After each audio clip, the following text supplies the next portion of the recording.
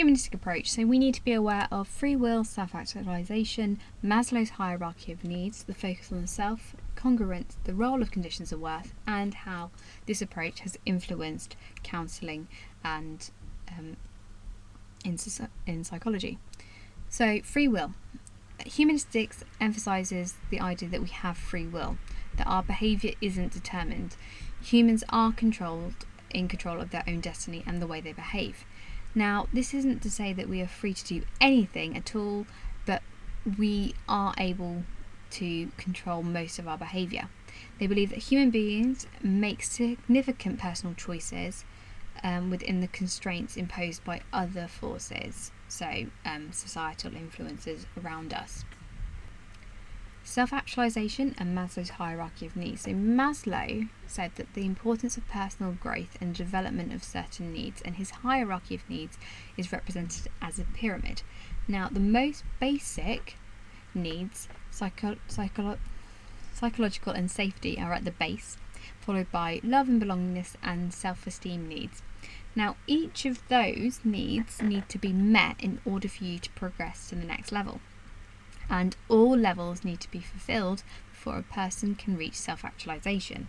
Now, self-actualization is an innate tendency that everyone wants to achieve. It is becoming our full potential and the best person that we can be. Focus on the self and congruence. So the self, or self-concept, is how we perceive ourselves. So it's based on positive regard from other people and feelings of self-worth, so what we actually think about ourselves. Now, feelings of self-worth develop from our childhood and are formed as a result of interaction with parents. Also, interaction with significant others, so friends, teachers, spouses, will influence our feelings of self-worth. Now, how we think about ourselves and self-worth are important in determining our psychological health. They are also very important in determining congruence. So when there is similarity between a person's ideal self, so what they want to be like, and their real self, so their perceived self, then there is congruence. If there is a difference between the real self, their how they perceive themselves, and their ideal self, then they are in a state of incongruence. Now, the closer the self-image and the ideal self are, the greater the congruence they have, the greater the feelings of self-worth, the more likely they are to reach self-actualization. Conditions of worth, so issues such as worthlessness and low self-esteem, are rooted in childhood and this unconditional positive regard from parents. Now, conditions of worth are boundaries that we think that we have. So I will only love you if you do well in your exams, if you get good grades. And it stores up psychological problems for the future. So the idea is that people will regard us in a positive way on certain conditions. If we meet those conditions, if we don't, then we feel like we are worthless, we are not worthy of that love, and we have low self-esteem.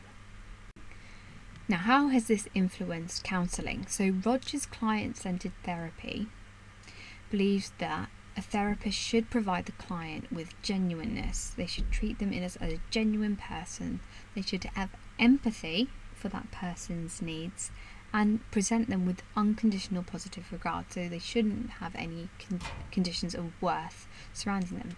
Now, the aim of counselling is to increase their feelings of self-worth, to make them feel like they have high self-esteem, to help create congruence and reduce any incongruence between their self-concept and their ideal self, and to help them reach self-actualization.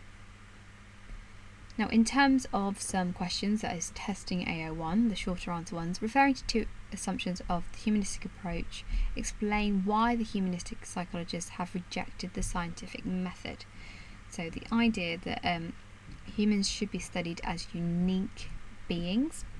So they adopt the ideographic approach and advocate the use of case studies, studying an individual person, rejecting the normathetic approach and creating general laws, so it's not scientific in that viewpoint. Also, it disregards any use of lab experiments and so forth. Dominic is very unhappy and lacks confidence. He also thinks that he's not very good looking and not very clever.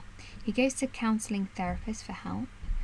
The therapist suggests that Dominic lacks congruence. Outline what is meant by congruence and explain one way in which Dominic might achieve congruence. So congruence is how close a person's perceived self and their ideal self is. And how could Dominic achieve congruence? Well, the therapist could help treat him with unconditional positive regard, help him realise how close he is to his ideal self, help him overcome those conditions of worth, so believe that he is worthy of love and he isn't worthless, and help him recognise that he is clever, and to help him reduce those ideal self and real self images. In terms of evaluation then, so supporting evidence, those individuals that experience conditional positive regards are more likely to display more false self-behaviour, so doing things to meet others' needs. Culturally biased, so many of the ideas are associated with individualistic cultures in the Western world, so it might not be applicable to collectivist cultures. It takes quite a positive image of humans, so unlike Freud and the psychodynamic approach that see humans as a slave to the past, the humanistic approach believes that we have freedom to change the way we behave. Now, it's useful. It's quite limited in its application as it lacks evidence to base practices and therapies on due to the untestable and vague concepts of self-actualization and congruence and conditions of worth. It's very hard to test, and in fact, if we move on to that testability, the humanistic approach completely rejects the scientific nature and doesn't believe that humans should be studied in such a way, so therefore it fails to establish causal relationships between variables. We can't establish cause and effect. Outline and evaluate the humanistic approach in psychology.